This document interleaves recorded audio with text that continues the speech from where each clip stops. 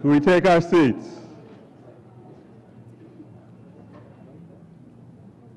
My name is Roland Anglin, and I'm the Dean of the Maxine Goodman Levin College of Urban Affairs. And I'm pleased to welcome you to the first forum of the year. And this forum features Alan Mallach and his recent book, Divided City. It's a treat to welcome Alan to the college because of our long-standing friendship, which probably goes back longer than any of us would care to tell. But we're here for the book, The Divided City. And as one reviewer said, Alan Mallach's The Divided City is the best and most relevant book written on urban planning and policy on post-industrial cities in the 21st century. High praise. Alan looks at an array of cities on both coasts and in between who are seeing levels of growth beyond what could be imagined just a few short decades ago. And he asked the relevant question, who really benefits from urban revival? Alan documents in vivid detail that even as these cities are reviving, they're becoming more unequal and more segregated. He asked, what does this mean for these cities and the people who live in them? Using his experience as a practitioner and scholar, Alan shows us what has happened to highlight these changes while placing them in the largest economic, social, and political context. He also explores the pervasive significance of race in American cities and looks closely at the successes and failures of city governments, nonprofit entities, and citizens as they have tried to address the challenges, including race, brought by economic growth. But you know, Alan never stops at analysis. He offers strategies to foster greater equality and opportunity and makes a compelling case that these strategies must be local in addition to being concrete and focusing on people's needs, such as education, jobs, housing, and a good quality of life. Change, he argues, will come only by addressing these challenges city by city and not through national plans or utopian schemes. I really look forward to his presentation and the discussion that follows. But before we ask Alan to present, a special note of thanks to Frank Ford and the Western Reserve Conservancy and the Thriving Communities Institute for suggesting this forum. Frank is on the panel, and we look forward to hearing his thoughts along with other panelists who I will introduce later. Finally, this, as you can imagine, is an important book, and we knew that you would want to get your own copy. So on the side, the CSU bookstore has copies for you to take home, provided that you pay for them. I will be back later on, but I'd like to invite Alan Mallach to come and give us his presentation.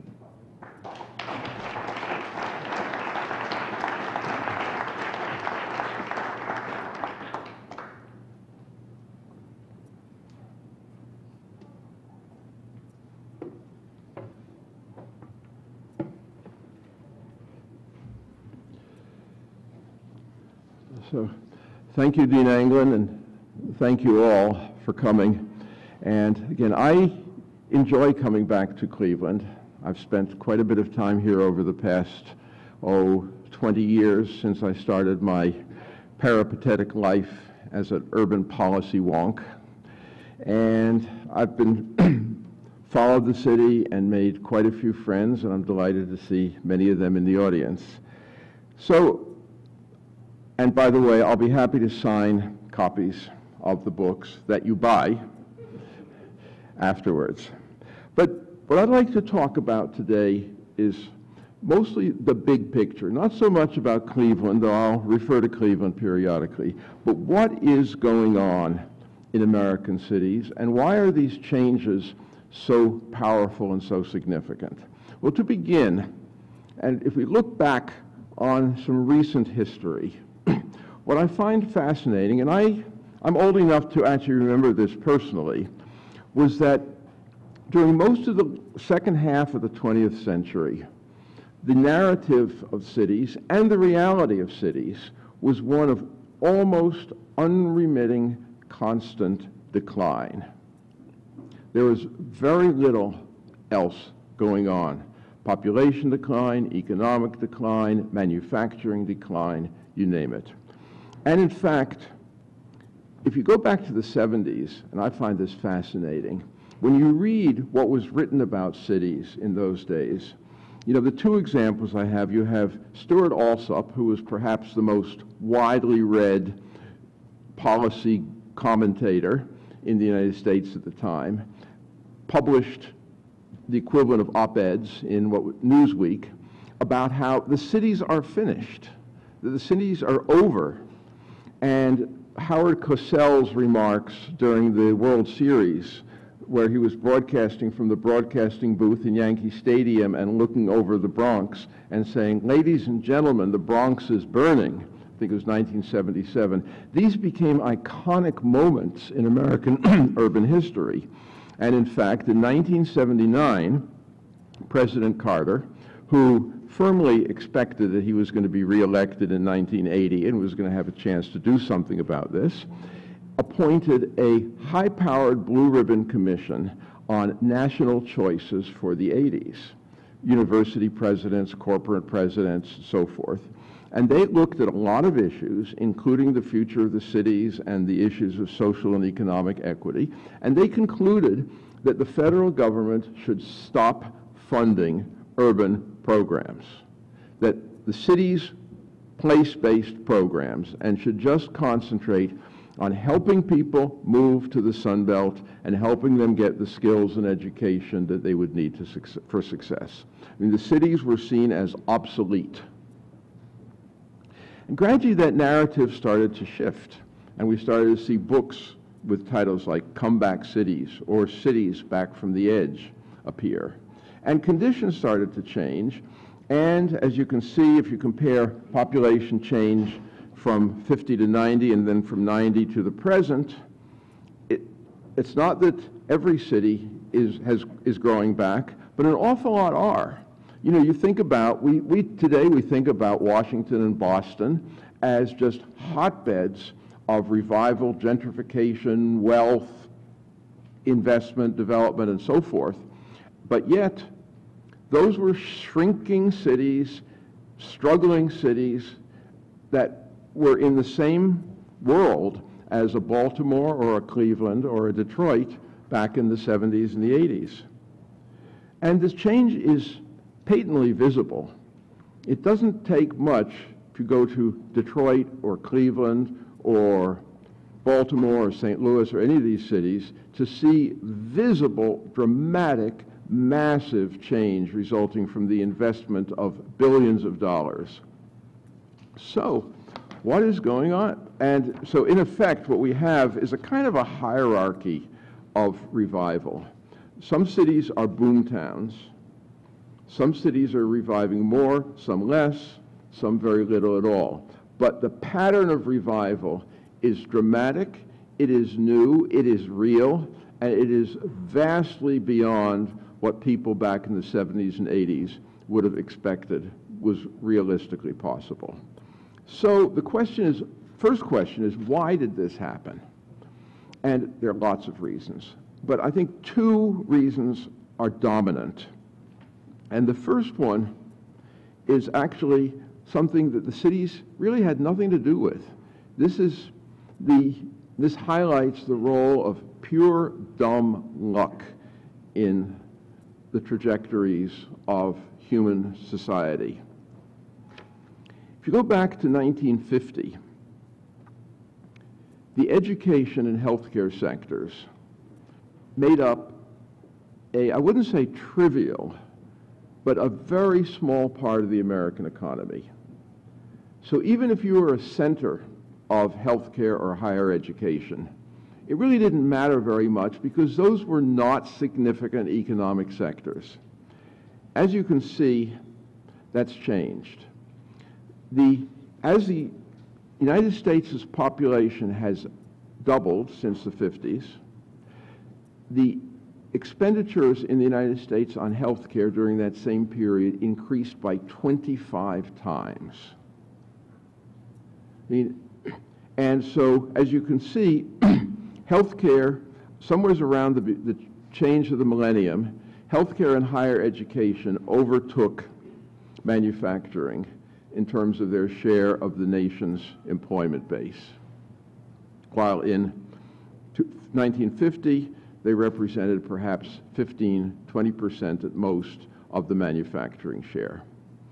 And now, the cities had nothing to do with this. This was driven by national trends, global trends, demographic change, a lot of factors. But the cities benefited because especially the cities that had the legacy institutions like Case Western Reserve University, Cleveland Clinic, Johns Hopkins, University of Pittsburgh Medical Center, and these. And these industries, if you call them that, have become the dominant industries of the cities of today. And in fact, if you look at a city like Cleveland or Baltimore, it is fair to say that anything from 2/3 to over 3/4 of the local GDP, is driven by healthcare and education and the secondary impacts of those jobs and that investment on the local economy. And as you can see, it has basically supplanted manufacturing. So that's the first factor.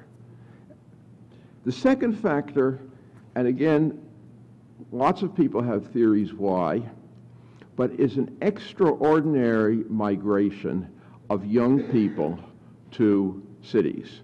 Not any young people. And in fact, what is fascinating is that the distinction is based on education. If you are somebody in your 20s with a 4-year university degree or higher, the odds are that you are either living in a city, thinking about living in a city, or in the process of moving to a city. If you are the same age with a high school diploma, probably not. So this group has moved, and now if you look at Washington or San Francisco, fully almost 20% of the adult population of those cities is made up of people 25 to 34 with a university degree. But a lot of the other cities are catching up. As you can see, Baltimore, St. Louis, Philadelphia, Pittsburgh, all have more than double the national share of this demographic. And this demographic is transforming cities. Not all of the cities, but parts of cities, whether it's Washington Avenue in St. Louis or Harbor East in Baltimore. The transformation demographically is being driven by this population, who would not be there were it not for the simultaneous growth of the healthcare and higher education sectors. So the two reinforce each other and create a virtuous cycle that seems to be continuing. And of course, this group consumes and creates a demand for entertainment, for restaurants, for basketball games, and for other things that fuel tourism and help develop the local economy further. And they tend to include a disproportionate share of innovators, entrepreneurs, and tech people who are, again, changing cities in significant ways. So there's a powerful cycle that's developed in these cities for revival. Now, it's not guaranteed. You know, one of the things we have to remember that the last 10 years, which have seen this dramatic revival, are also years of pretty steady national economic growth and job growth. And one thing I can predict with certainty, even though I can't tell you when, is that's not going to last forever. And so I'm not sure the revival at this stage is fully sustainable in the event of economic shifts or other political shifts. But it is powerful and it is very real. And yet, this is the other reality of the cities. And this is equally visible and equally strong. And this is the heart of what I'm trying to write about, is that both of these are the parallel realities of America's cities in 2018. And they coexist in ways that are both extremely important but extremely troubling. And they are spatial, they are economic, and they are racial. And I'm going to try to break down what that means. The first thing is cities, and Cleveland is certainly, I could have used Cleveland for this, but I like Baltimore because it's kind of interesting in this way. Segregation is a powerful, persistent, and growing, in many cases, reality in our cities. Baltimore, in the white L that you see there, contains most of the city's white population. It has the highest house prices in the city, and it also contains the majority of the city's young, educated immigrants. It contrasts with and I'm indebted to Lawrence Brown of Morgan State for this description of the white L and the black butterfly, because you have, on the one hand, you have the L, and you have the butterfly, the two lobes of the butterfly's wings, which tend to be where you have the greatest concentration of poverty, housing vacancies, and anything else. And as the population of young, educated people grows in Baltimore, and it's growing very rapidly, it is not spreading evenly. It is spreading into the white L. And as it does so, wealth is concentrated more and more. And what I found, I thought was quite telling, if you look at the handful of census tracts in Baltimore where the median sales price was over $200,000, these accounted for about a third of the total value of real estate transactions in 2006. By 2015, those same census tracts accounted for almost half of the value of all real estate transactions. So wealth, property values are concentrating spatially. And another thing, which I find fascinating and again distressing, as these cities grow and as they grow jobs, the jobs aren't going to people who live in the cities. So in Cleveland has seen a slight increase in jobs over the last roughly 15 years.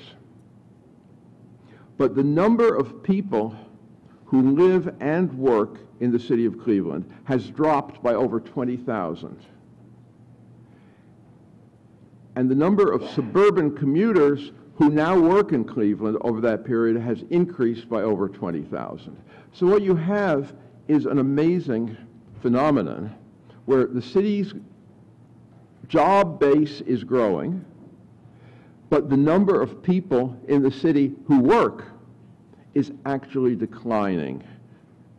And so, as you can see in the second graph, today there are over 250,000 jobs in Cleveland, which, by the way, is far more jobs than there are members of the workforce who live in Cleveland. But only 1 out of 5 of those jobs is held by a resident of Cleveland. And they are, of course, typically the jobs that pay the least. Vacancy and abandonment. at the same time as these cities are in some levels thriving, as you can see from this map, the number of areas that have essentially hardcore, what I called in a paper I published recently, hyper-abandonment, hyper-vacancy rather, is growing rapidly. Unemployment, again, is growing rapidly. And racial disparities are actually increasing. And this, I find, this shows the change in median income for non-Latino whites and African Americans between 2000 and 2016. And basically, African Americans in Cleveland actually lost household income over the last 15 years. Whites, compared to most older cities, they didn't do especially well, but at least they came out ahead. And concentrated poverty. This shows areas, again, Cleveland, which the areas inside the hard outline, hard black outline, are areas that were both predominantly African American and areas of concentrated poverty in 2000. The areas outside the black outline are areas that are now,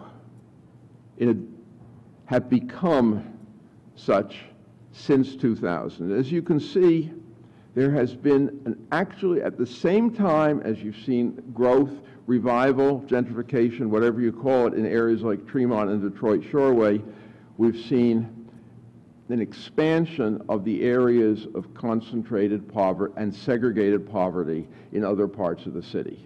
So it's as if the city is going in two opposite directions at the same time. And one thing, and this is certainly true of Cleveland, this map happens to be Indianapolis. About 2 years ago, I was asked by community development people in Indianapolis to look at this question. What they were saying is, everybody in Indianapolis is talking about gentrification, but yet we don't think that's the dominant thing that's happening here. Would you crunch some numbers and come and show us what you find? So this is what I found. I came up with a simple metric for gentrification based on income growth, house price growth, and so forth. Ran it, came up with half a dozen census tracts closely ringing downtown Indianapolis, which you can say are gentrifying. Then I flipped the numbers. So how many neighborhoods are declining by the same extent that these 6 are growing? And you can see it on the map. Roughly 10, for every census tract that was gentrifying, 10 were actually losing ground. And you can see, if you look at the census tracts in Cleveland that were sort of African American middle neighborhoods, middle income populations in 2000, there were 19 census tracts that fit that description, which is not insignificant. And they were an important part of the city's social and physical fabric. Now, adjusting for inflation, neighborhoods that held their own among those 19, today, 1. The other 18 have all seen significant income loss. House price stagnation, increased vacancy and abandonment.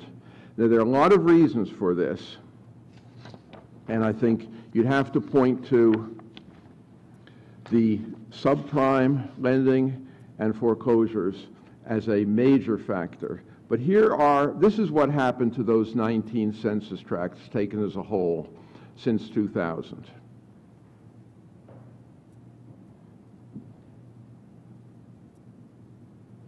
This is a crisis, because I don't think a city that is either wealthy, upscale neighborhoods with lots of young people in them on one hand, and areas of concentrated poverty on the other, is a well-functioning or healthy city. So, to sum up, now before I segue into what we should do about it, okay, our cities generally I don't read from PowerPoints, but I'm going to read these because I think this is the crux.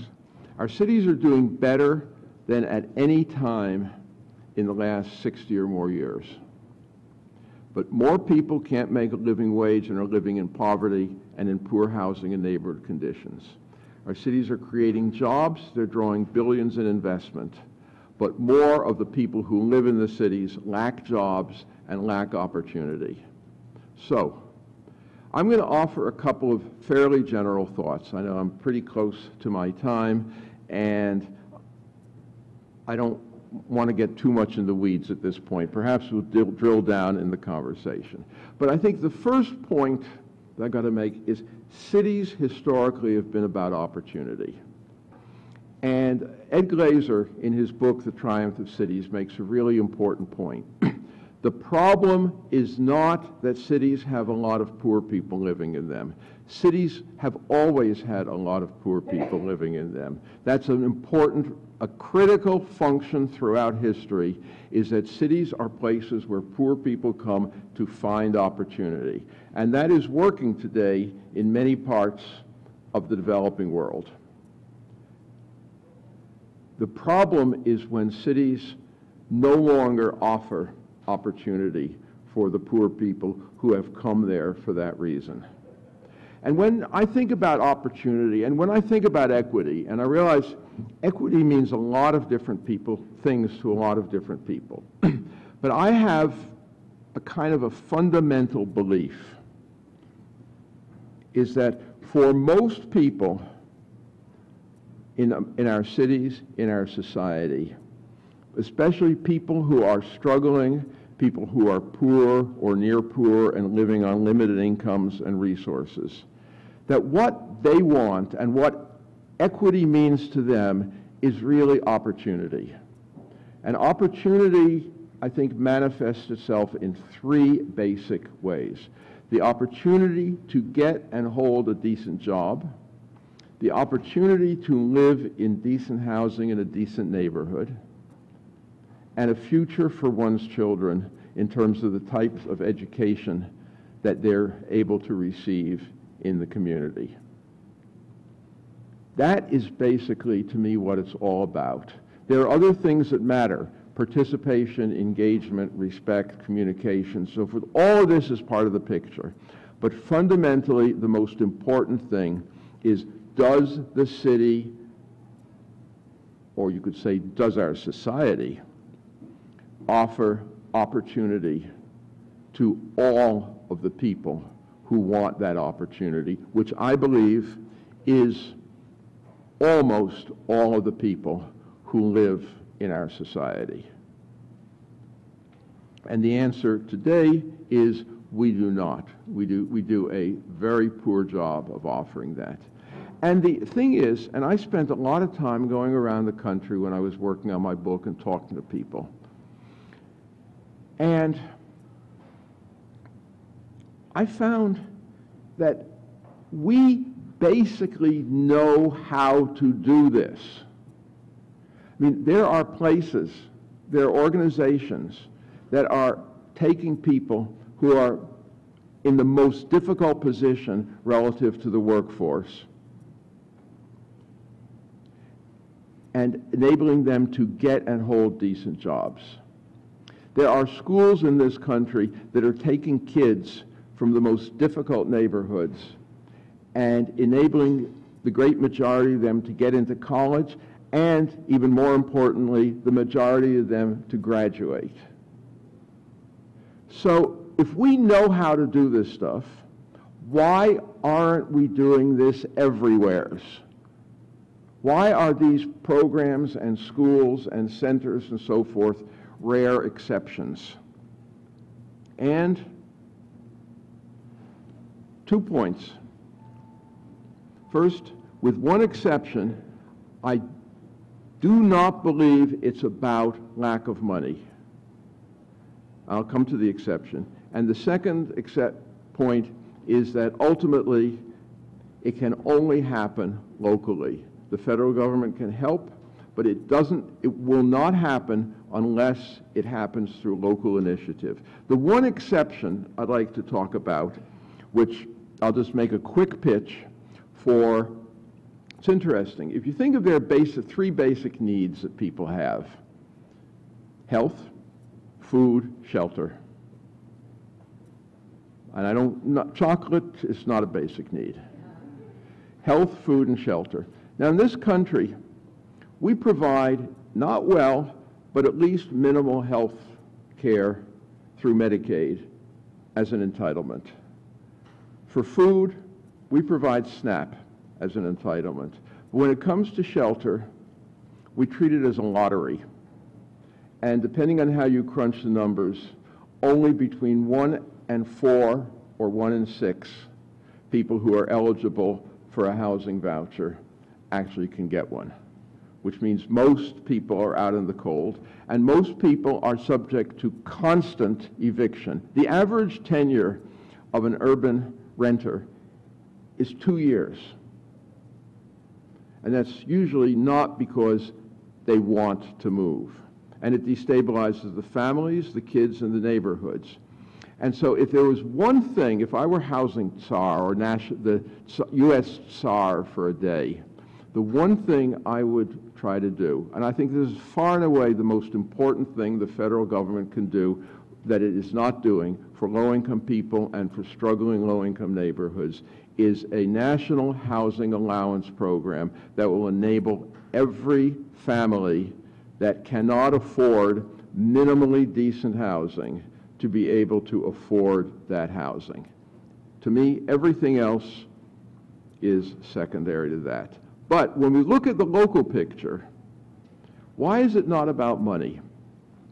And this is a Cleveland story.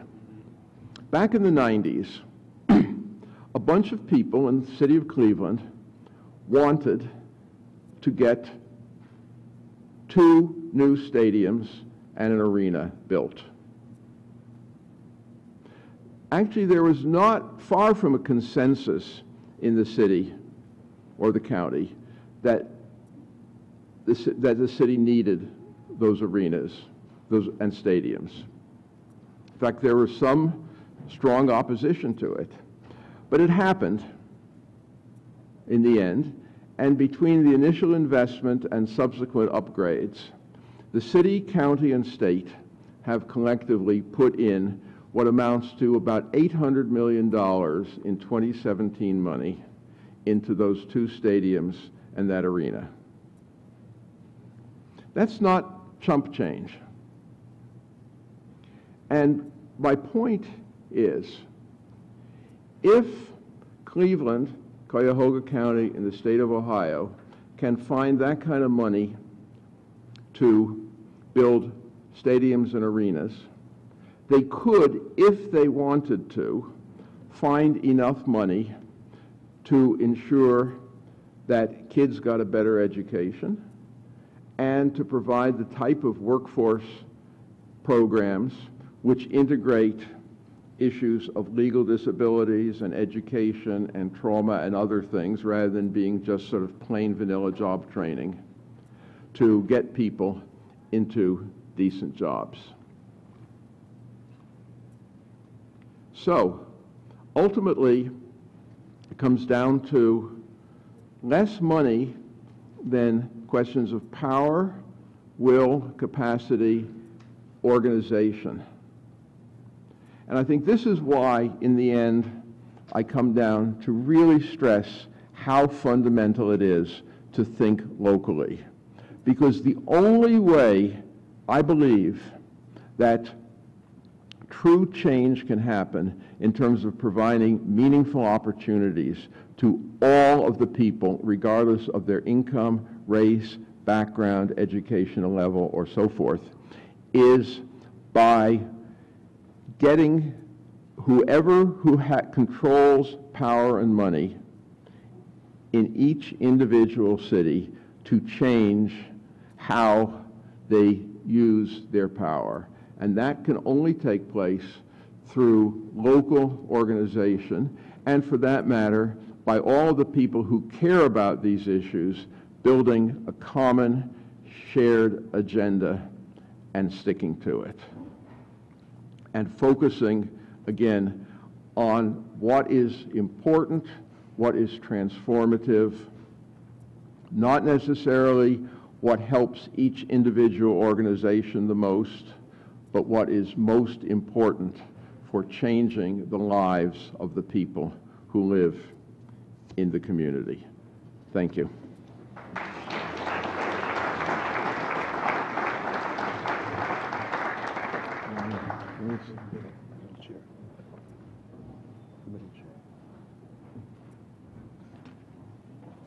Thank you, Alan, for that presentation.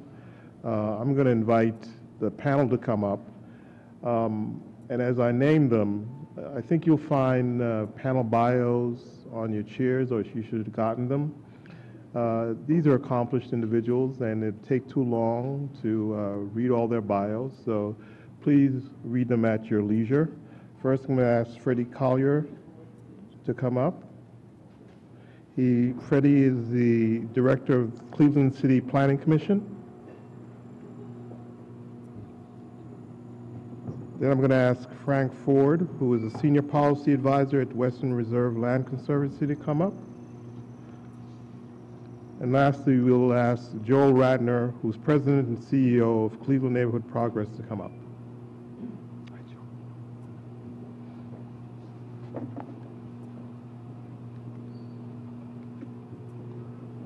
So here's what we're going to do. We're going to have a conversation, then we're going to let you into the conversation. And first up, the first question I have is, Freddie, how do you react to Alan's presentation in your context, in Cleveland context, and what you do?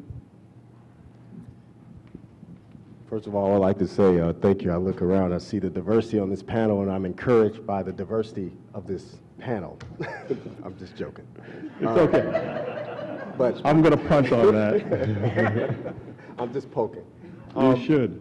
The information that was contained in the presentation, I think, was crystallized.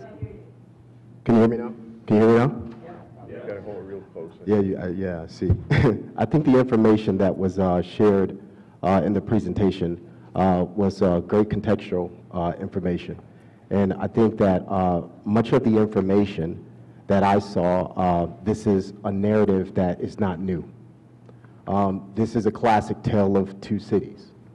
And one of the things that really rang out to me with respect to Cleveland was this sort of narratives of haves and have-nots. As the city grows in certain geographies, we see that there's still a division.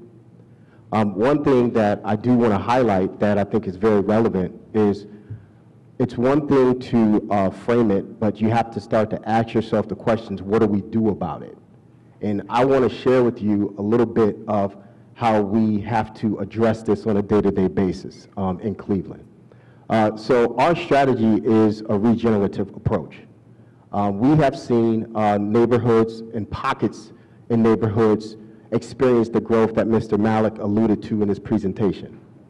We also notice that with respect to sort of the downtowns, the university circles, the Detroit shoreways, and many of the communities that are lifted up as success stories in Cleveland are monolithic with respect to income. They're monolithic with respect to race for the most part, but we're seeing some changes with respect to Detroit Shoreway, for example. The other thing that we notice is that the neighborhoods that flank where these growth zones are some of the most challenged in the city of Cleveland. So you have this sort of spatial situation where you have the haves right next door to the have-nots. And it's not just racial and financial, you can actually see it with respect to physical investment. So you can literally take any main corridor in Cleveland and go through a substantially highly invested area and then go a block down the street and feel like you're in a total different place. So part of our approach has been to leverage resources locally, both public and private, and to strategically invest those resources in what we call inherently disadvantaged neighborhoods. Those neighborhoods include several neighborhoods on the near east and west side, where you see substantial poverty and disinvestment, and really focus those resources to do a couple of things. One is wealth creation. So how do you build wealth? If you're not born into money, you can probably build wealth through real estate or business investment. So our focus has been on really focusing on creating diverse housing products in these neighborhoods. The other component of that is a large focus on entrepreneurship and really supporting individuals who need to invest in businesses to create opportunities for themselves. The other piece is education, which is critical, and I think that Mr. Mallach alluded to the educational piece. And with respect to the educational piece, the opportunities for jobs are there, but the education attainment and the skill level of individuals in our city don't meet those.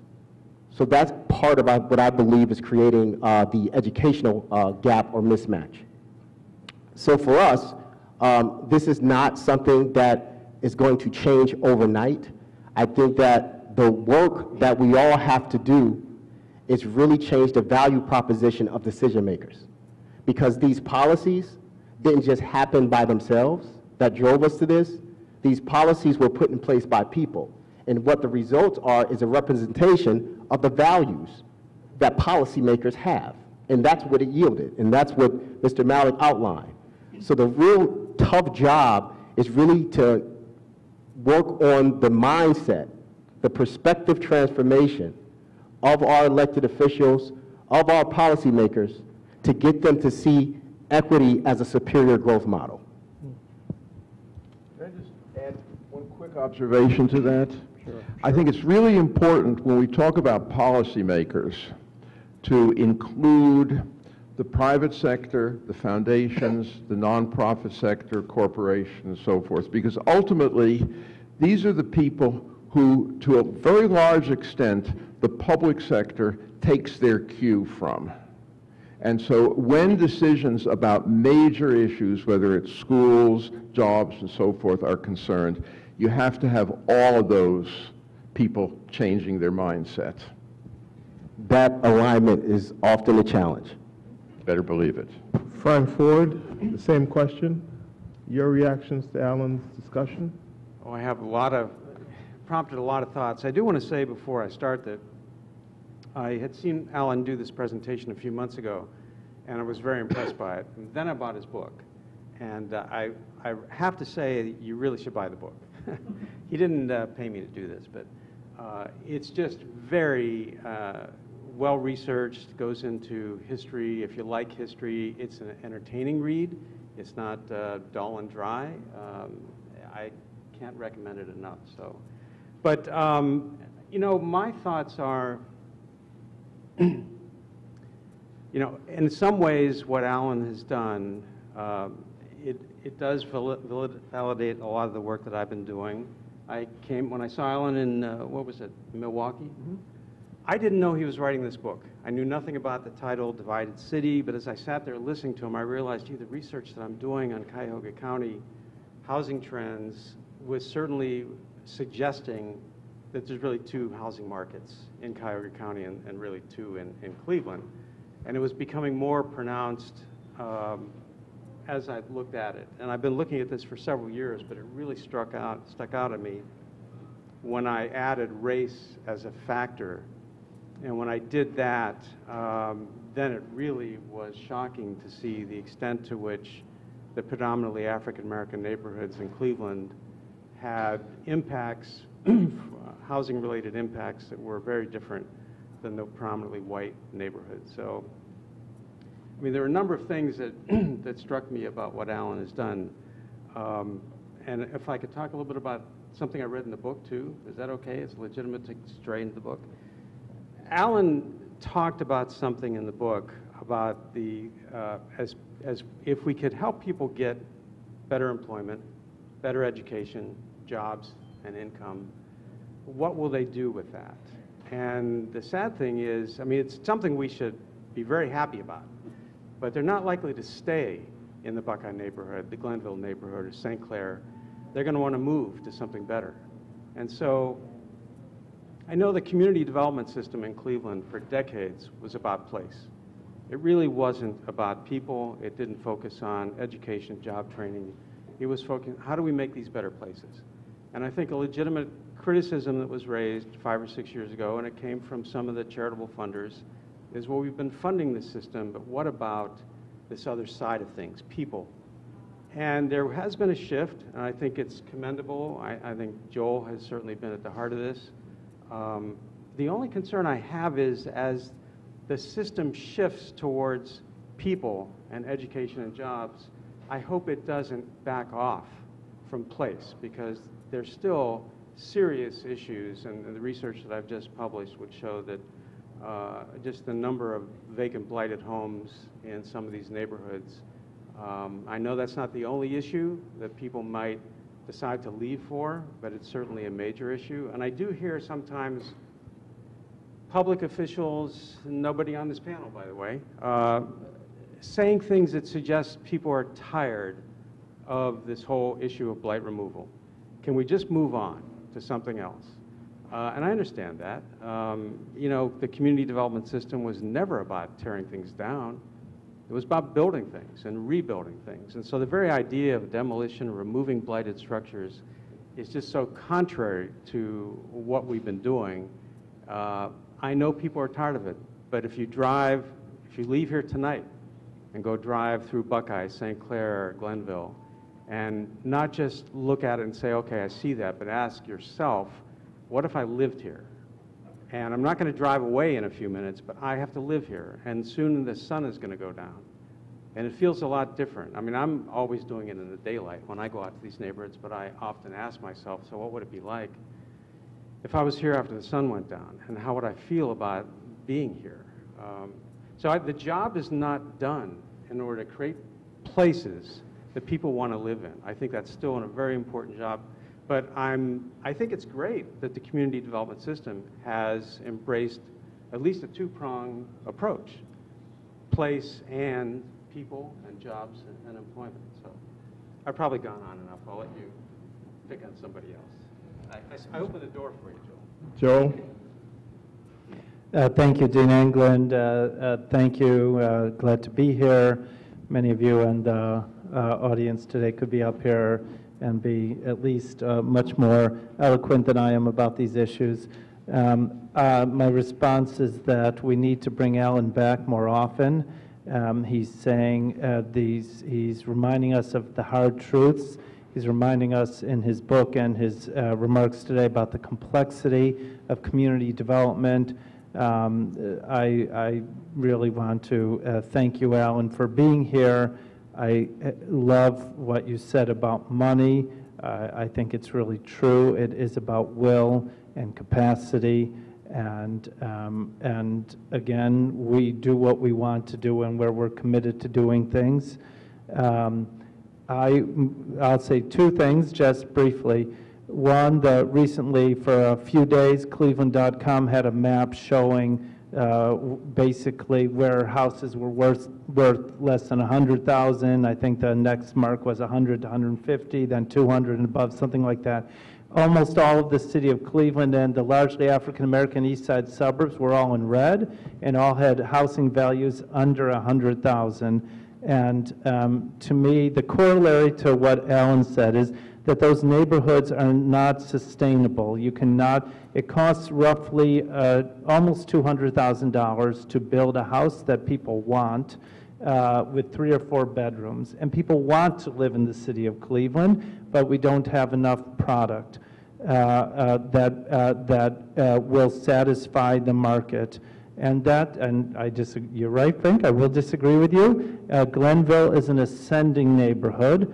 I believe that, and I believe the neighborhoods around University Circle are ascending neighborhoods, but we need to focus on raising housing values so that people will make investments in their houses and people will stay there. At the end of the day, I agree, nobody wants to live next to an empty house.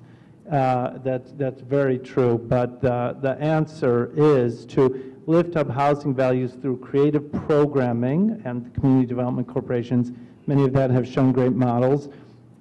And I again would reference the Slavic Village Rediscovered project, where we've rehabbed 50 houses in the Slavic Village neighborhood and have raised and have created essentially a market where there was none. For 2 years, there had not been an arm's length transaction. And the people who are buying those houses are essentially people who are working but poor or just above the poverty line. So to me, that's what we need to do, and that's responsive to the things that you were talking about, Alan. Alan, this question is for you. Can you talk about creative coalitions and strategies in other cities that are bridging or trying to bridge this divided city? Sadly, there aren't an awful lot. I think that people are trying to do some work in Pittsburgh currently in terms of, and they've created an equitable development coalition and have started to get some of the foundations and major institutions and community development people and city government together to at least start talking and thinking about it. But the tragedy is that every city is talking about these issues to some extent. But I think very few cities are sitting down and really saying, how can we focus on a short list of transformative changes?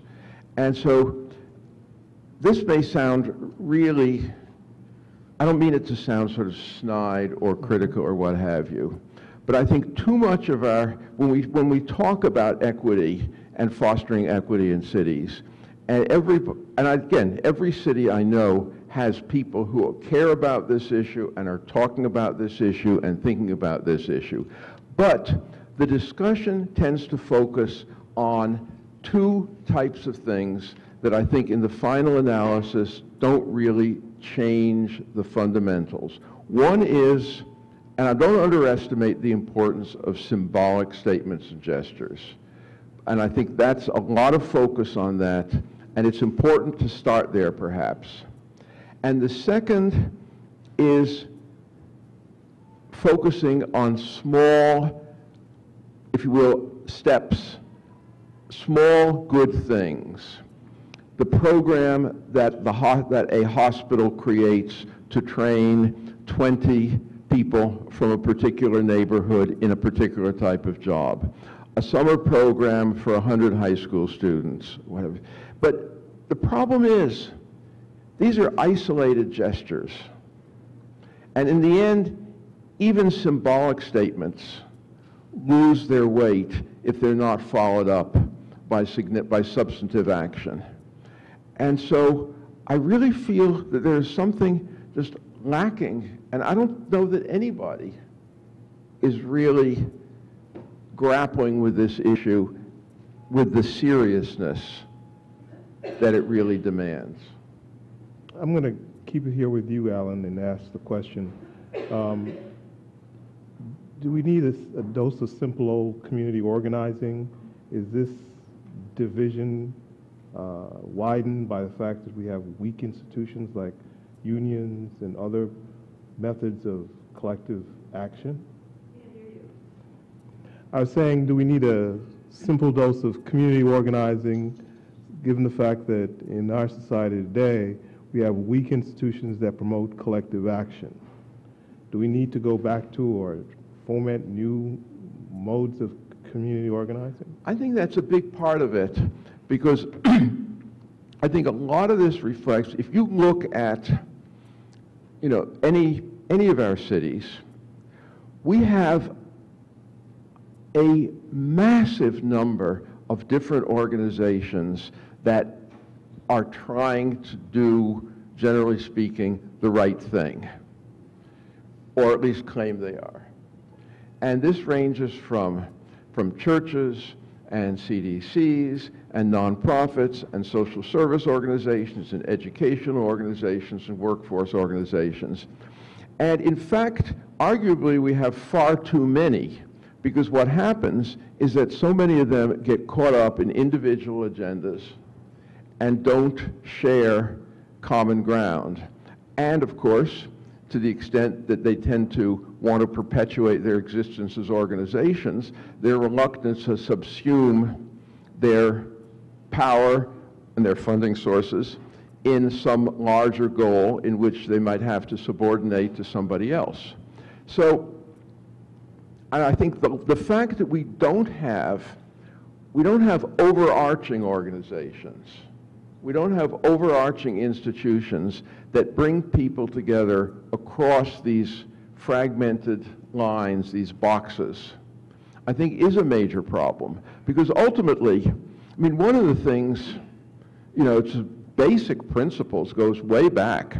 If you want to change the mindset of the power regime, or if you want to move the system, you have to have a short, focused, determined list of objectives. You can't go there with everybody wanting something else, in which case you get easily bought off with crumbs.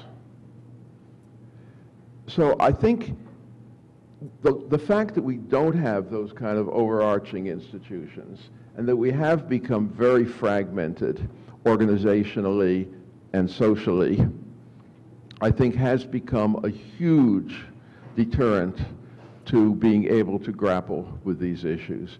And I don't know where the cohesion is going to be rebuilt from. But I think without it, I think we have a very difficult time moving forward.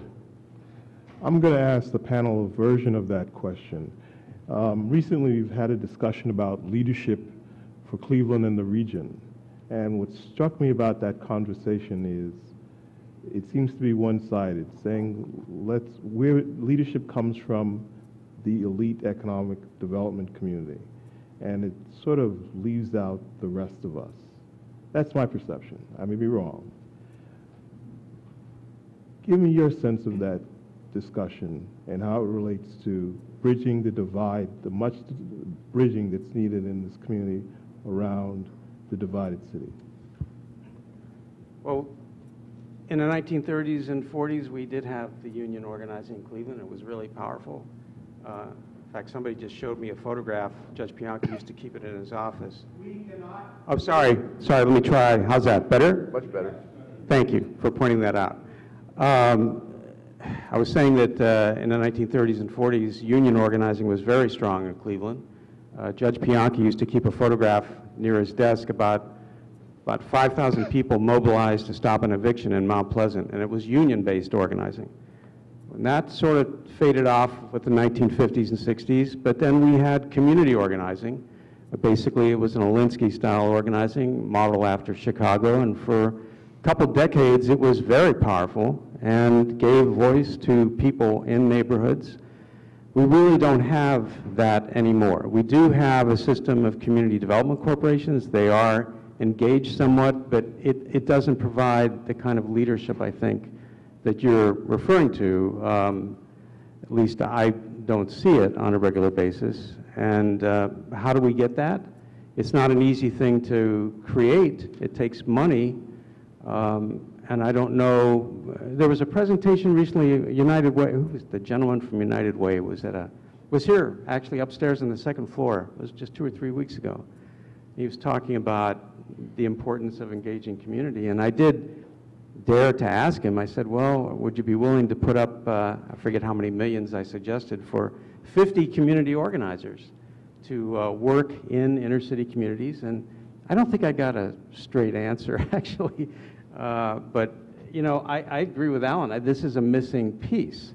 I mean, we do still have a community development system. That is the one thing we have, and they are in neighborhoods. And but, you know, very few of them have somebody on the staff that would be called a community organizer, who actually goes out, is knocking on doors, and sort of mining the community to develop leaders and work on issues. I mean, that's from the bottom up. I don't see that. Freddie, could I ask you to hold that thought for a minute, because I'm going to cause trouble. I know Joel wants to get in here. Yeah, absolutely.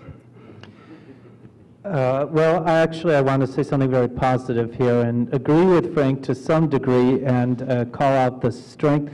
I think we should see the community development system as organizers and people who are doing asset-based community development. So I don't disagree with what Alan says, but in the absence of those overarching organizations, I think we're fortunate to have an incredible system. And again, Jeff Ramsey, I'm sorry he's not here, who leads the Detroit Shoreway Community Development Corporation. He's a real estate guy, but at the end of the day, he leads a team of organizers who are building on the assets in Detroit Shoreway, started a fantastic effort in the Metro West effort, which is now living its own life and going into Cadell. And we're seeing change there. I'd say the same thing of Tim Tramble. He's not here today. But if you look at what's going on in the central neighborhood, how he's built housing, how he's created community stability, how he's building an economy, and now beginning to work on Buckeye Road, you see, again, whether you call him a community organizer or a real estate guy, they're actually doing it. They're creating community change. I would say the same thing. We have others, Jamar Doyle now doing it in Collinwood, and many others around the city. So I see these people as the unsung heroes who are creating community change before our eyes. And yes, it's a long slog, it's a slow process, but they're doing it, and through engaging the people, they're really creating something pretty amazing. You talked about quality of life when you were in our office before today, Alan, and I would say that's what the strong CDCs, like the ones I mentioned, are really attentive to. So they're doing real estate, but they're organizing, they're engaging the neighborhoods, they're building economies, and they're doing great things. Apropos of what you said, Dean England, about the conversation about leadership, and this is where I will make a burb, if that's what you're looking for. I would say community development, Cleveland is a weak market city, and community development is holding its own and really seeing some pretty remarkable advances, considering the economy of the region. So to me, I'm more critical of the economic development infrastructure. The economy has not expanded. And it's not clear to me that there's a clear plan for regional economic development. So that's where I think we should demand stronger leadership. I think in community development, we're getting it done. Ready? Just quickly. I want to make sure it's clear that I think Tim and Jeff do a great job. Absolutely, absolutely. I think my point is on the narrow question of, are we creating the kind of community grassroots leaders who could be speaking up on the issues that Alan talked about? I'm thinking of people, for those, many people in the audience might remember Inez Killingsworth. People might know currently Barbara Anderson.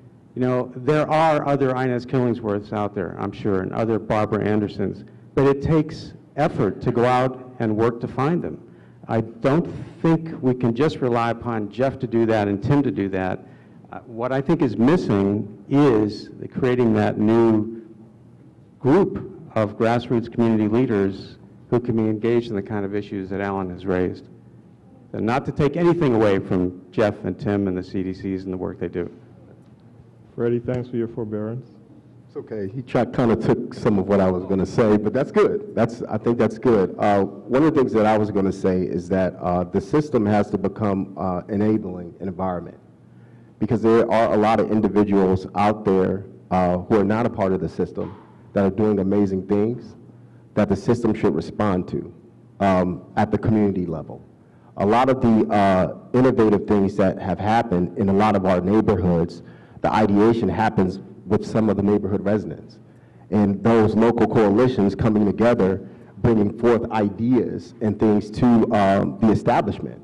You know, and I think that for too long, there has been a sort of top-down approach to addressing these issues. You know, people are looking to identify leaders instead of looking inward, saying, wait a minute, we are all leaders. You know, you just don't appoint a leader and expect for them to have all of the ducks lined up. I think we have to create an environment where people have the opportunity to lead and people are heard. So creating an enabling environment, I think, is really important. With respect to the bigger conversation around this regional alignment, I think that's a very important piece of the puzzle. I think there has to be a shared, and I always talk about value proposition, right? There has to be a high value proposition that everyone can see themselves contributing to. And I think that statement of what a high value proposition is, or what that high value proposition is, has to be established. So whether you're in Cleveland, other parts of Cuyahoga County, Collinwood, Glenville, no matter where you're at, people can relate to going after that higher goal or that higher objective. And I think that has to be established. And I think once that's established and people start to see the value in that, and I'll give you one example of a high value proposition. Many people are really concerned about population health. That matters. Rich, poor, no matter who you are. And aligning around issues with respect to population health and how do we collectively address those common problems really starts to get people in alignment and thinking creatively about how to address issues that start to actually surpass race and income, and really starts to get people focused on, look, just because I'm wealthy, I don't escape issues of safety. I'm impacted by that. Right? So these are all things that are important and need to be articulated in a way that inspire people to act and move. I'm going to open it up to the audience, but I want to also remind us that we have a city divide, but we also have a regional divide. I see colleagues from East Cleveland here, and I want them to be welcomed into the discussion. It's not just about cities, but first-ring suburbs and the regions beyond. So I want you to get into the conversation. All right, I have some questions here, but I'd much rather the questioners ask the questions themselves. Is that okay? If you remember your questions, and let's have a conversation. So let's start off. Who wants to start the questions? Yes.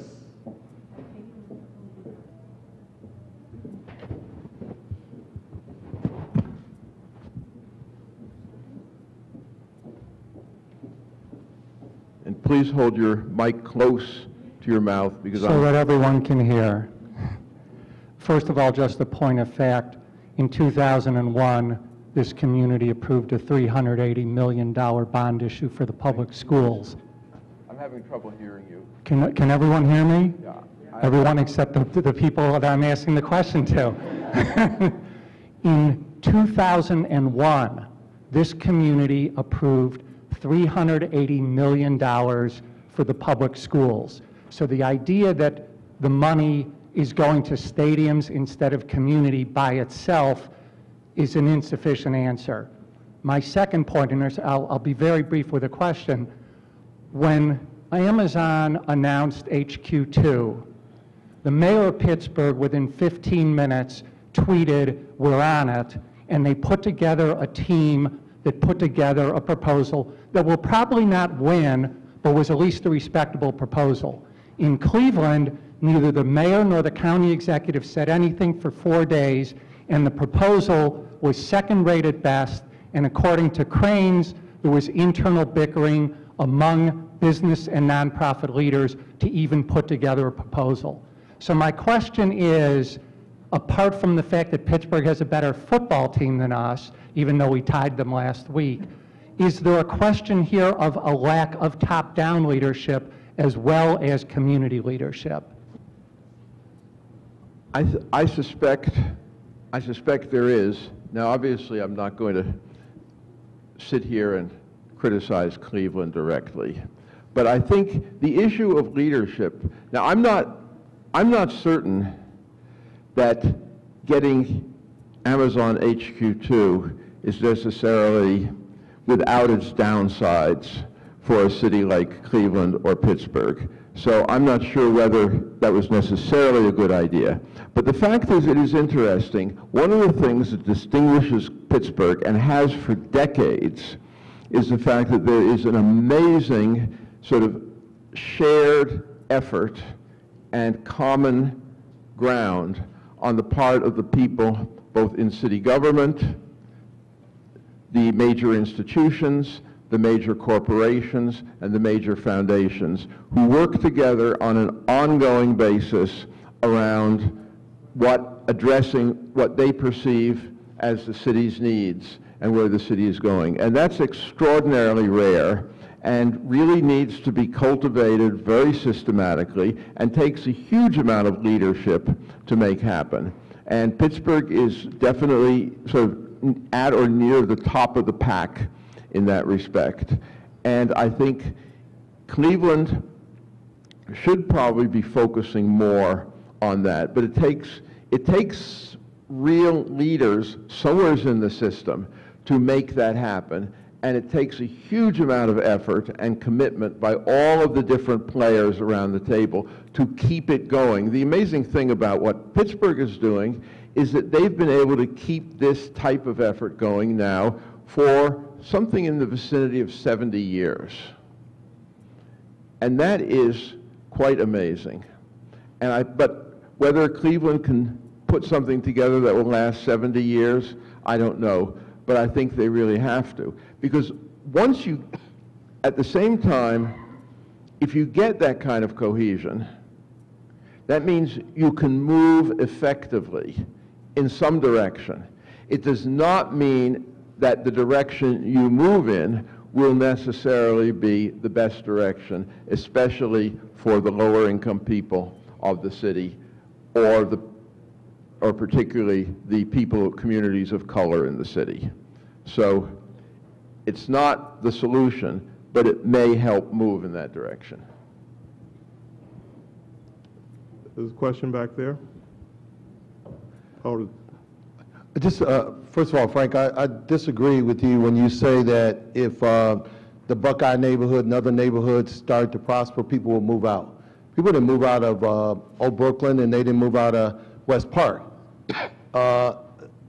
So I think that if we are, as Joel says, if we start to go back into the Glenvilles and the Buckeyes and start to invest in those communities, when it talks about public safety and public education and other things, I think those individuals who have lived there for 25, 30 years, like I have in Mount Pleasant, they're going to stick it out.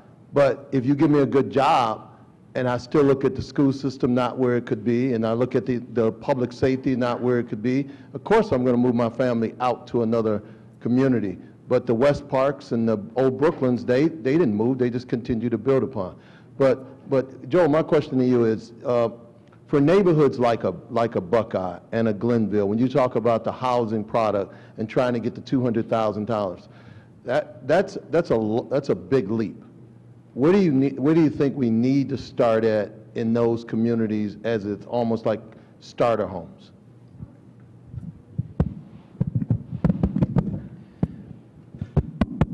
Alan pointed out earlier today that there are two separate but related subjects. One is community development and one is low-income housing, and they often get conflated and confused. So I'm an advocate for low-income housing. We need more quality low-income housing, but we shouldn't have low-income housing because our housing stock is collapsing and worthless. That's not quality low-income housing. So we need to build values in our neighborhoods so that people, first of all, so that people have an investment and can build wealth. As someone pointed out, that the average person's wealth is contained in their house. So if you're Mrs. Jones, who worked as a teacher or delivered mail for 30 years, you paid your mortgage, never missed a payment. If you live in Mount Pleasant, sadly at this point your house may be worth virtually nothing. You followed all the rules. So that's clearly, I think we agree, not a recipe for success, not for Mrs. Jones, who again is stuck with a house that has virtually no value, or for a neighborhood which will have more and more houses that have virtually no value. So that's why I say we need to make investments. And there's no silver bullet. It's about, again, what I said, having a CDC, engaging the people, and building on the assets. So the assets of Buckeye are its proximity to University Circle, the incredible people who live there, the relatively strong shopping business economy on Buckeye Road, the fact that it's close to one and we hope 2 supermarkets, and a quality housing stock, and a number of other things. So we need to build on those assets and continue to support the development of housing, and home repair is very important, helping people to repair their homes and stay in their homes and build wealth in their homes. So it's about having amenities in the neighborhood on Buckeye Road. It's about quality transportation options. RTA has been a great partner in doing the best they can in maintaining the rapid transit system into many of our urban neighborhoods. And it's about continuing to build on those assets in a holistic and comprehensive way. I don't know if that's responsive, but that's how I see it, to continue to build the housing stock. So I referred to the Slavic Village Rediscovered project before. The housing we're selling in Slavic Village now is about $70,000 per house. And again, the person who's buying that house is making usually in the 30s, usually a mom. Remarkably, it's a split between African Americans and whites, which we think is good, that that the neighborhood can stay diverse, and there is demand for that housing. So that's the kind of thing we need to do, to look for ways to make really precise investments in houses to maintain them. One of the things we've discovered, one of the biggest impediments to getting people into houses is the number of people whose credit was destroyed in the Great Recession. So people have the income to get a mortgage, and we can improve the house to get them into the house at a price that they can afford, but they've got credit score of 500, and no one will give them a mortgage of, again, we're talking about a mortgage of $50,000 or $60,000, which, again, they can afford, but their credit doesn't qualify them. So we're thrilled by the recent, this is a little unrelated, but obviously getting a hold of the rampant financial predatory system is important. We're hoping the governor, this is very live now, signs the bill that the legislature actually passed, reining in the check cashing business. So it's all these pieces together. Freddie, you had a point? One point I do want to make is with respect to the affordable housing conversation. When we talk about affordable housing, we talk about affordable housing as it's a separate thing for a certain group of people.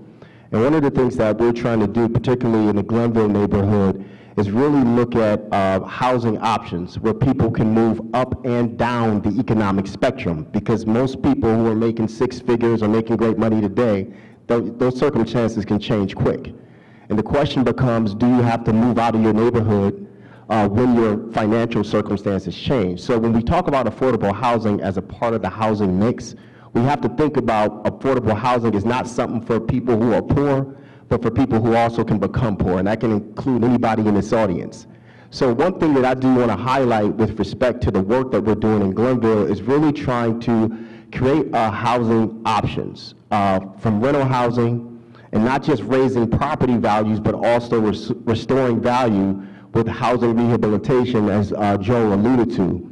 Part of this fund that I spoke to earlier that the banking institutions, the administration, and philanthropy have come together to create is really to look at rental housing options, student housing options, single-family infill, both high-end and middle market housing products, so that people can mature in place.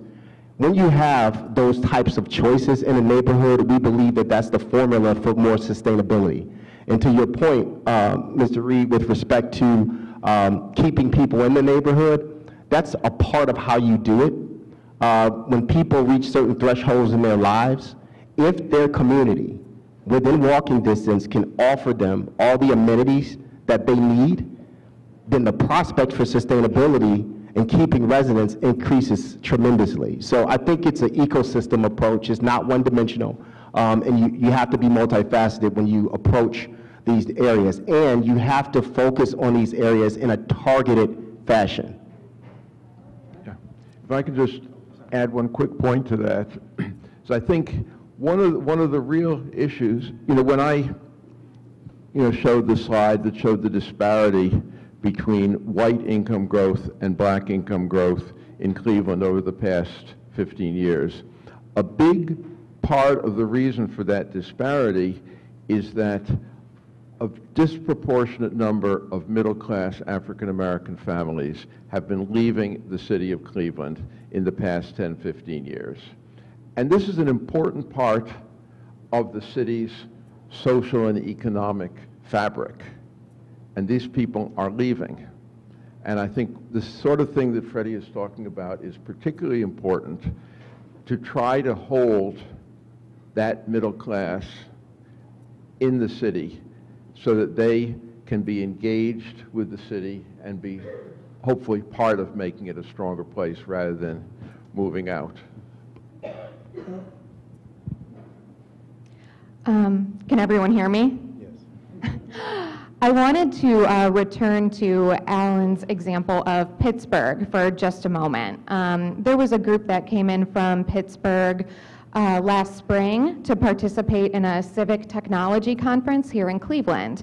And one of the things they highlighted was an open data portal that they had put into place in Pittsburgh, where the city shared out data on a daily, weekly, monthly basis, depending on that agency, and it was available for anyone in the community to access and use. This included housing data, crime data, economic data.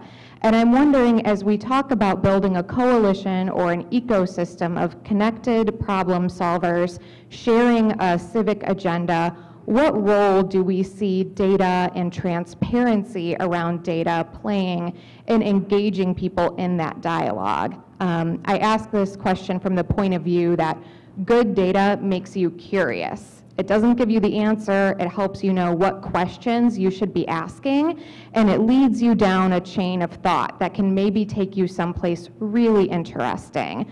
Right now we have a tendency to be closed off about our data here in Cleveland in both the public and private sectors. I'm wondering if opening up would change the way we looked at urban problem solving and equity here.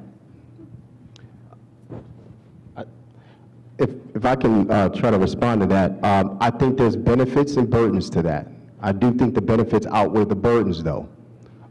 When you talk about it from a benefits perspective, having open data and having open data platforms can be a plus for government and other agencies to have partners in solving problems, right? Because you don't know the type of ingenuity that can happen as a result of people having good information. Again, this goes back to the leadership conversation in the community.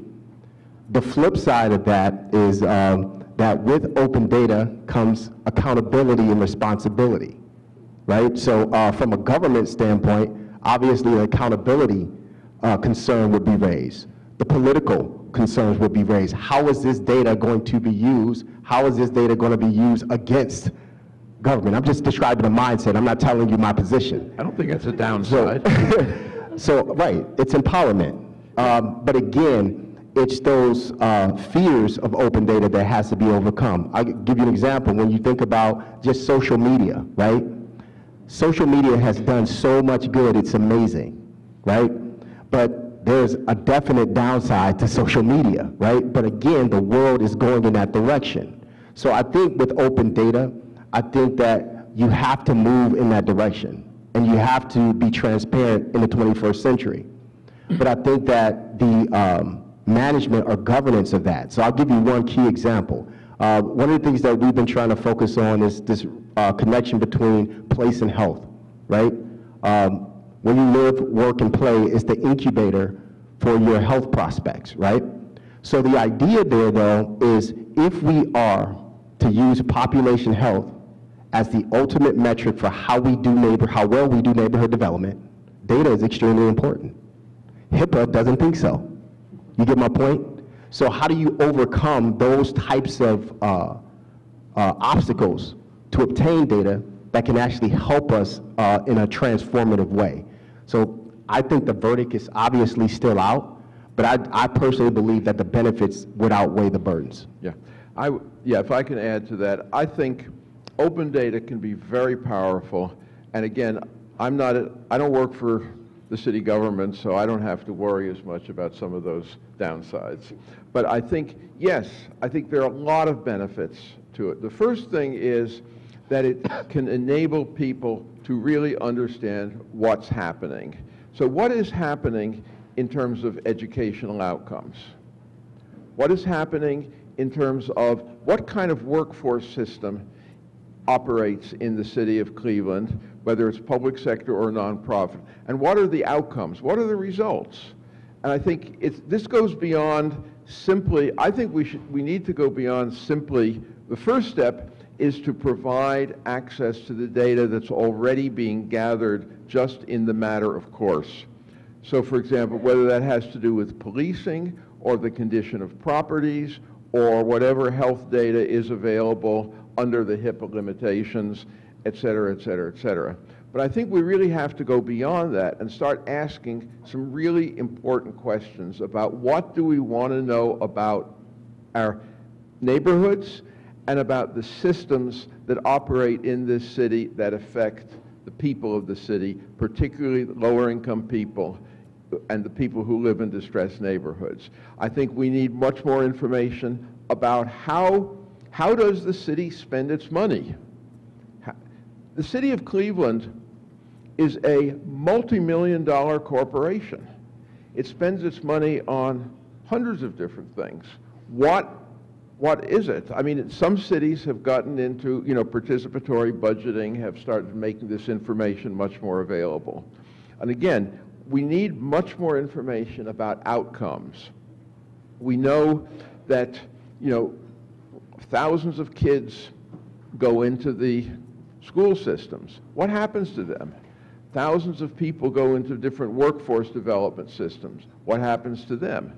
Et cetera, et cetera, et cetera. So I think it is tremendously powerful, the data. And again, yes, it can be misused. And of course, to the extent that it fosters greater transparency on the part of government and greater accountability on the part of government, that to me, while I realize it makes difficulties for some public officials, but I think it is critically important for the ability of a city like Cleveland ever to really move forward in a consistent fashion, is having that kind of governmental accountability, which very few cities in the United States have. Can I say something briefly? We live in a very dark historical moment, but I want to believe that the truth will win out. I think we have to believe that if we have faith in our country, and I'm hopeful that we're beginning to see that. So I certainly believe that transparency is important. We have done our part. We created basically an index which has health indicators, education indicators, housing indicators, etc. It's called the Progress Index.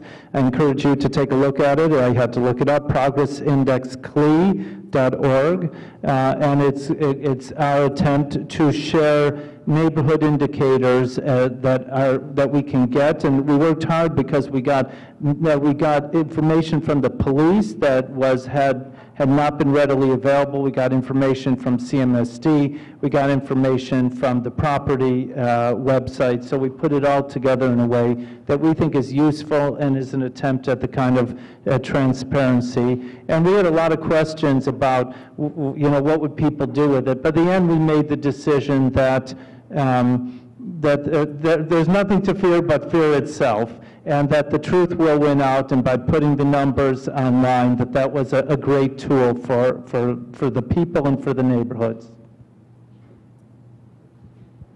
Hi, everybody. Can you hear me? Nobody's ever not heard me, ever. So, as a lot of you know, I also study equitable community development and have done research here in Cleveland. And a couple of months ago, the new tax assessments came out. And there was some considerable uproar in my neighborhood. I live in right on the border between Ohio City and Detroit Shoreway. Neither will have me. So a lot of people, the Mrs. Jones, who lives in a $60,000 house, saw now all of a sudden her house is worth $240,000, which is largely being driven by new construction that is being facilitated by a 15-year tax abatement. So my question to the panel is, why is Cleveland continuing to allow developers in Ohio City and Tremont to use that tax abatement in order to create more expensive and larger housing when those neighborhoods are doing just fine, and neighborhoods like Glenville and Buckeye, who could desperately use some investment?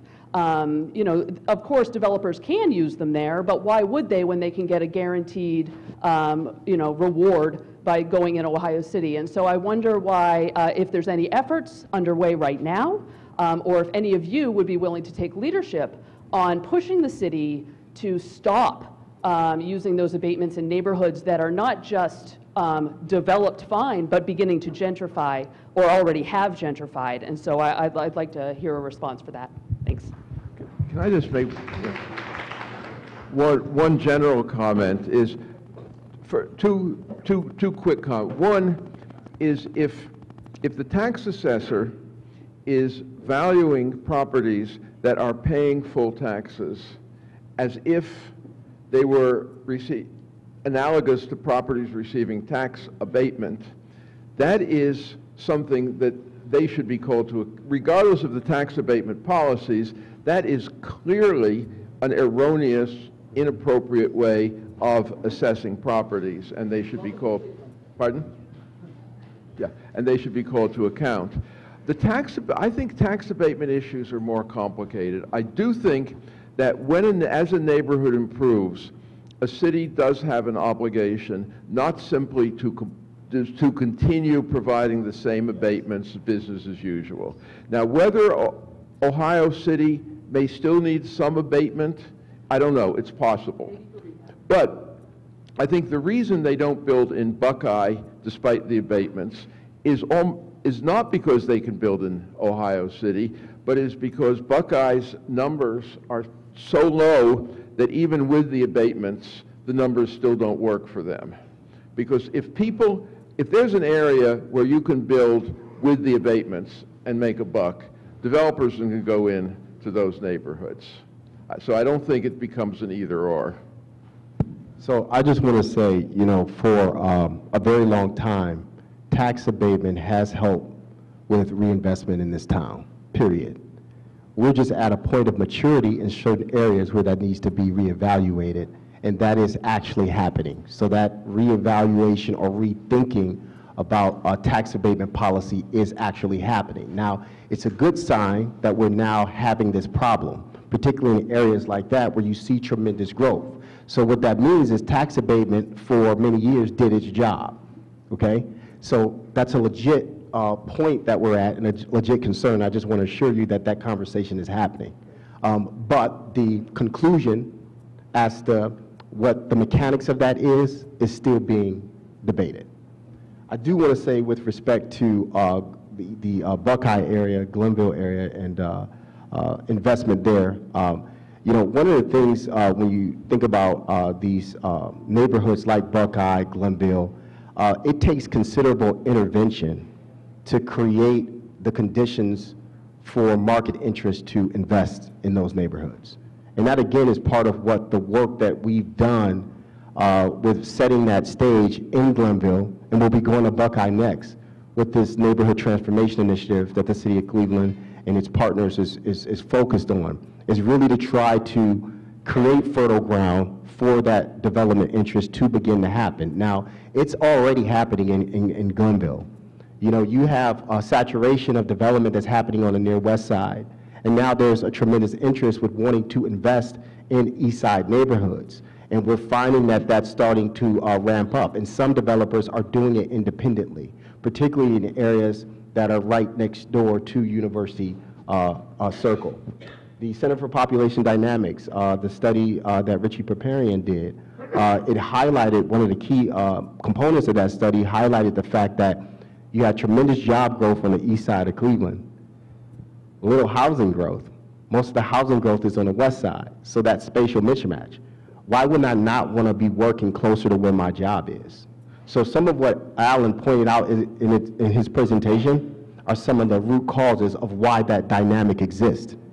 And that's where the attitude, the value, the race conversation really starts to come into play, right? And that's part of what the work is that we are continuing to hammer at and trying to address. And the other thing I want you to, given the fact that you work in this equity space, you know, it's one thing for people to talk equity. So just be careful when you listen to people when they talk about equity. Don't listen to what they say. Watch the transactions that they're involved in, because that's going to tell you really where their value lies.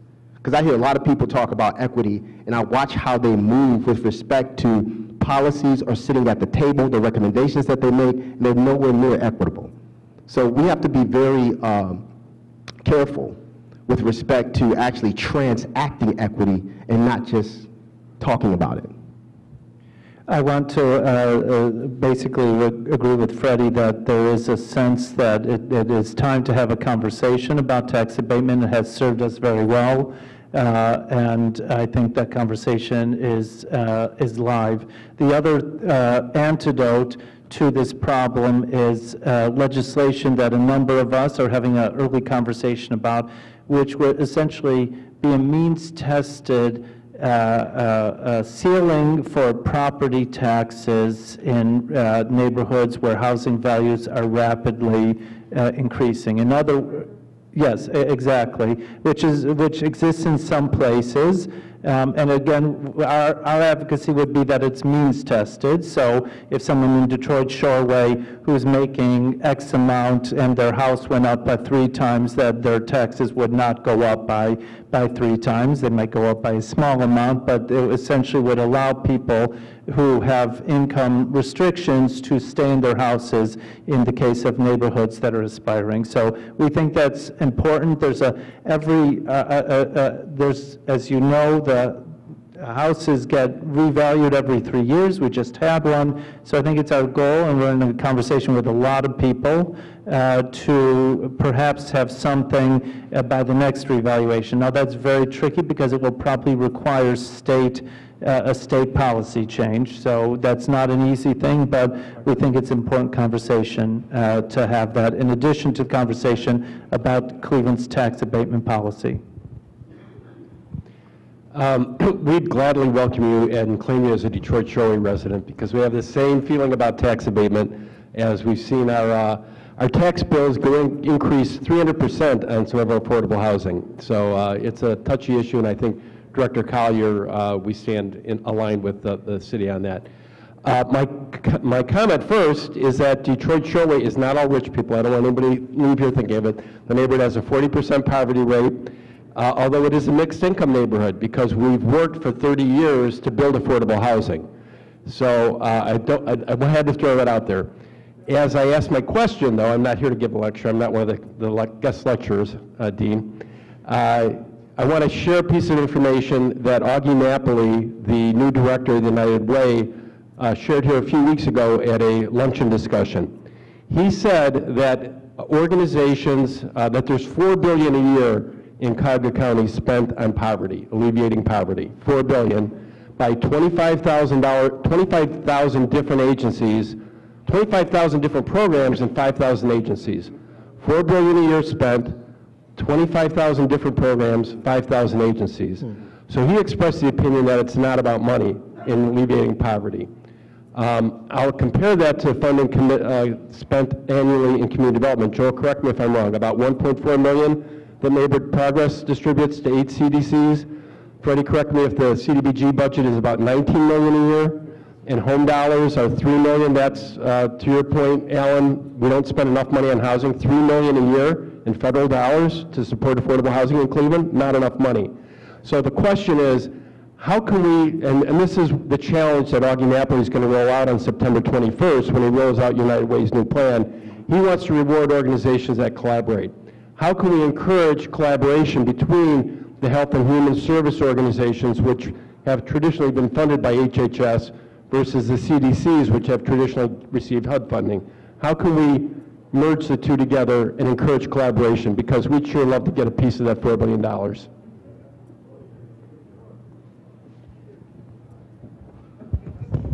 Well, I would say you're doing it, as you know, and part of it is to do comprehensive community development, as Frank alluded to. So it's not about being, it's about being about people and place, and people in place, not about being about people or place. So that was a lot of words, but we mean it. So I would say the wealth building work that you're doing, and you've been very committed to, is a piece of work that the United Way does support. It's obviously related to, again, housing, because we know people have a need to build wealth and manage wealth to buy house, to buy a car, and they have a lack of wealth because in many cases, as we refer to, their house doesn't have value or doesn't have significant value. Someone said $60,000 in Buckeye. Sadly, that's flattery. That's an expensive house in Buckeye. So many houses in Buckeye are worth significantly less than $60,000. So really, and the statistics show, and this is about what you asked about. The statistics show a collapse in African American household wealth that was massive as a result of the Great Recession. So the difference between white household wealth and black household wealth increased by many times in the last 10 years. In other words, white households have recovered from the Great Recession, the amount of wealth that they have, and black households have not and have continued to decline, which makes the difference between them worse. So this is, to your point, that we need to work comprehensively, and we need to think outside of silos, and we are badly and deeply siloed. And we're a legacy system, right? So Augie can do a lot about that, and I'm looking forward to what he has to say. And again, it's understanding that community development is an aspect of the anti-poverty work that they're talking about. I think perhaps the area where change is most needed and probably is doable has to do with the area of workforce development, where one of the things about workforce development is that it's not just about specific job training. One of the things that people who've been in the field know that if you create a program and take people, and especially if you're trying to reach people whose connection to the workforce is very limited, people who are coming out of prison, out of incarceration, people who've never been part of the workforce, all of those people, and you create a program where you train them to be, say, a forklift operator, that's not going to get there, because there are a whole series of different pieces involved in actually taking people and getting them to the point where they can get and hold a good job.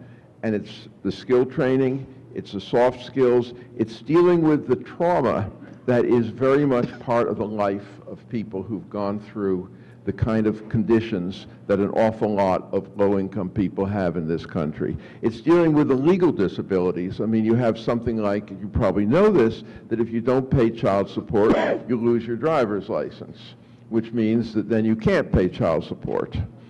So one of the areas where I think United Way could probably be a major player in this, is if you can get, at this point there are probably, I'm guessing, maybe 100 different organizations in the Cleveland area that provide some aspect of the services or programs or activities that are needed to enable people to get to the point where they can get and hold a decent job.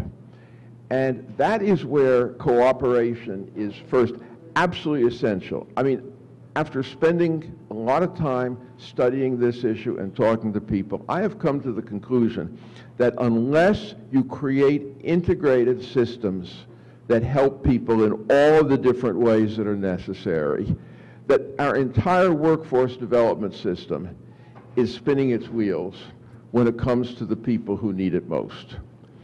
And so what you need is basically a process where somebody is going to say, look, if you're going to continue to get our funding, you are going to integrate your services with so-and-so.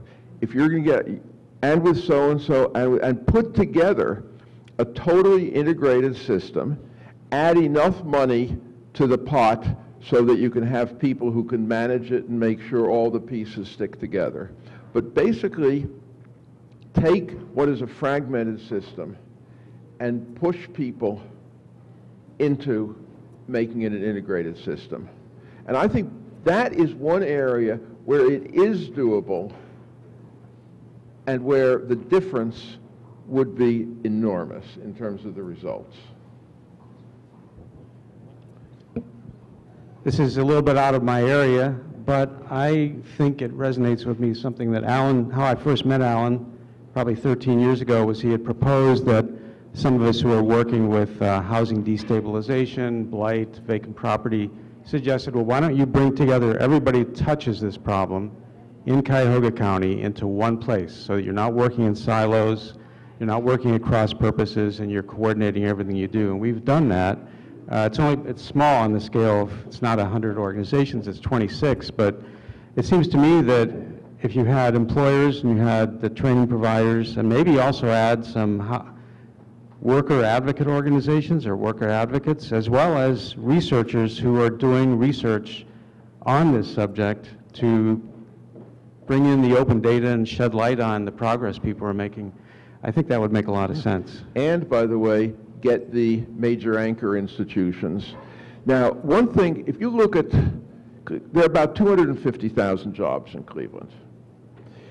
Based on sort of national averages, about 15% of jobs turn over each year. So that's about 40,000 jobs become available in the city of Cleveland each year. Of those, in the typical city, probably 2/3 of those jobs do not require a college degree. So that's about 25 to 30,000 jobs become available every year in Cleveland that do not require a college degree. Now, if you had a system whereby at least the major people who provide those jobs indicated that they would provide real opportunities for people who live in the city, and you had a system that said that anybody in the city of Cleveland who needs a job will have access to the complete package of services, training, education, legal disabilities, and so forth they need to get from where they are to where they can get and hold a job. And all of this is doable. You could transform the living conditions of the people in this city. Not overnight, but not in such a long period that we wouldn't be able to see the results visibly and significantly, I believe. Do we have a quick question? Hi. So a lot of people Closer. A lot of people asked questions that were great. My focus kind of bounces off of what Mr. Ramsey had said about in collaboration between sectors. This is a focus that I have spent a lot of years in my studies doing. I think, just a side note on that, if the issue was, I do think it's simple.